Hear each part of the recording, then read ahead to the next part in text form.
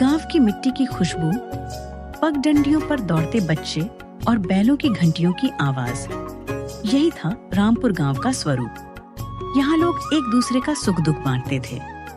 पर इसी गांव में एक ऐसा इंसान भी रहता था जो अपने स्वार्थ और बुरे कर्मों की वजह से धीरे धीरे पूरे गांव में बदनाम होने लगा।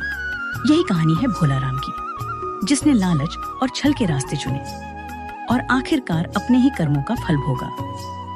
भोलाराम गांव का सबसे अमीर किसान था। उसके पास 4 बैलगाड़ी, 50 बीघा खेत और पक्के मकान तक थे। पर उसके दिल में कभी तृप्ति नहीं थी। वह गरीब किसानों को ऊंचे ब्याज पर कर्ज देता और जब वे चुका नहीं पाते तो उनके खेत हड़प लेता। गांव में लोग उसे मन ही मन कोसते, पर उसके डर से सामने कुछ नहीं बोलते। उधर रामू नाम का एक मेहनती किसान था। उसके पास जमीन कम थी, पर मेहनत और ईमान से वह अपने परिवार का पालन करता। एक साल जब बारिश कम हुई, रामू की फसल सूख गई। मजबूर होकर उसने भोलाराम से बीज और पैसे उधार लिए। भोलाराम मुस्कुराया। रामू, उधार तो मिल जाएगा, पर ब्याज 2 गुना होगा, और अगर नहीं चुका पाए तो तुम्हारी जमीन मेरी होगी। बेचारा रामू आंसू पीकर मान गया। रामू ने पूरी मेहनत से खेती की, लेकिन अगली बार भी मौसम ने साथ नहीं दिया। कर्ज का ब्याज बढ़ता चला गया। एक दिन भोलाराम उसके घर आया और बोला, रामू, अब कर्ज चुका नहीं सकते तो अपनी जमीन मुझे सौंप दो। रामू की पत्नी हाथ जोड़कर बोली, भोलाराम भैया, थोड़ा समय और दे दो, हम मेहनत करके चुका देंगे। पर भोलाराम का दिल पत्थर था।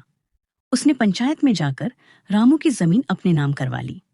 गांव वाले गुस्से से भरे थे, पर भोलाराम के डर और उसके पैसों के सामने सब चुप थे। दिन बीतते गए। भोलाराम का लालच और बढ़ता गया। जिसने भी उससे उधार लिया, उसका खेत या घर धीरे धीरे उसके कब्जे में चला गया। पर भोलाराम की यह जीत सिर्फ जमीनों तक सीमित थी। उसके घर का माहौल बिगड़ चुका था। उसका बड़ा बेटा शराब में डूबा रहता। छोटी बेटी की शादी टूट गई क्योंकि लोग भोलाराम के स्वभाव से डरते थे। उसकी पत्नी अक्सर बीमार रहती, पर भोलाराम ने कभी ध्यान नहीं दिया। गांव में लोग कहते, भोलाराम चाहे कितना भी पैसा कमा ले, भगवान उसे चैन नहीं देंगे। एक साल गांव में सूखा पड़ा। पानी की भारी किल्लत हो गई।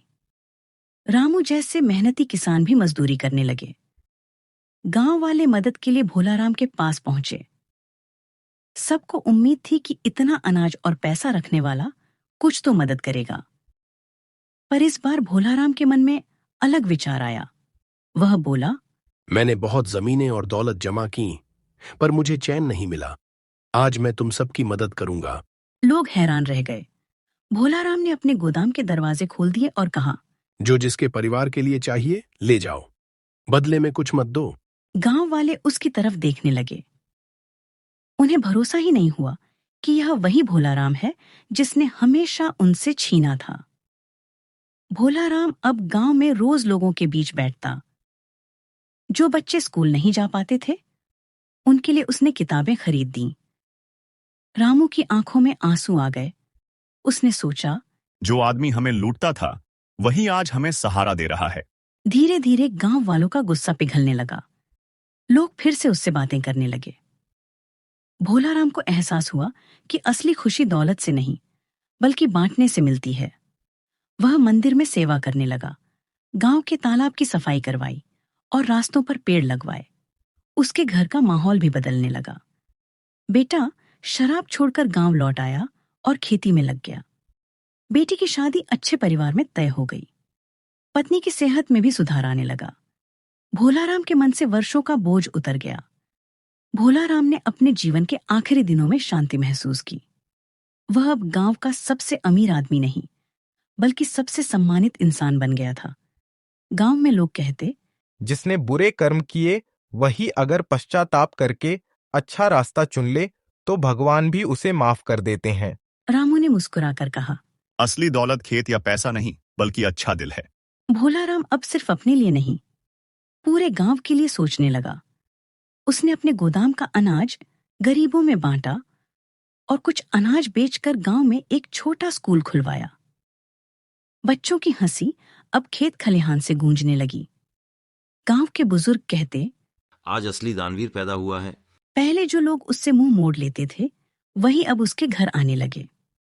कोई खेती का सलाह लेने आता तो कोई बीमारी का इलाज कराने। भोलाराम कहता, मैंने जिंदगी में बहुत गलती की है, अब बाकी दिन मैं सबकी सेवा में लगाऊंगा। गांव की पंचायत ने उसे गांव का संरक्षक घोषित कर दिया। कुछ ही सालों में रामपुर गांव बदल गया। नया तालाब बना, सड़कें सुधर गईं और बच्चों के लिए स्कूल में मुफ्त शिक्षा होने लगी।